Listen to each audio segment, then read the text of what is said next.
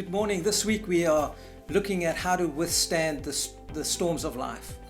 You know, what's important when you're going through any kind of challenge is that you have the right view of God. Because if you don't have the right view of God, it's going to be difficult for you to get through any kind of challenge. And what I'd like to share with you this morning is you can only get the right view of God when you actually spend time with Him and get to know Him through His Word with the lens of what Jesus Christ came to show us in terms of who God was. Jesus said, if you've seen me, you've seen the Father. The way that Jesus treated people is the way that God your Father treats Him. And that's why it's so important for you and I to have an intimate relationship with God. I love the book of Job, chapter 42. This is at the end of his life.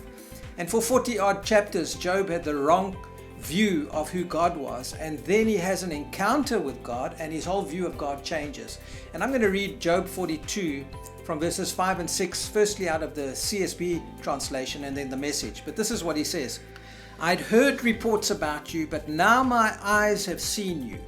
Therefore I reject my words, and I'm sorry for them. I am dust and ashes. I love what it says in the Message Bible. I admit I once lived by rumors of you.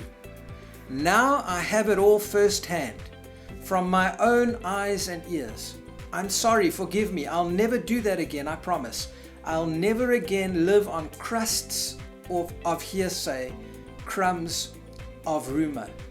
You know, how often, because we want to justify ourselves, we would rather blame God for our circumstances or what we're going through, rather than encountering God and then having the right view. Job went through horrendous things, but he also had the wrong image of God. But as soon as his view of God changed, his circumstances changed. When he encountered God, he encountered His goodness. And what he says here in the Message, he lived on rumors of God, what other people had said about God. But then when he encountered God, he himself said, everything that I've uttered before this is but rubbish. And I think that's what we need to be doing when we are going through a challenge, to make sure that we have the right view of God and not blame Him for what we are going through, but rather look to Him as the source of our help, our refuge, our redemption, and our victory. Always remember, you are highly favored and deeply loved of God.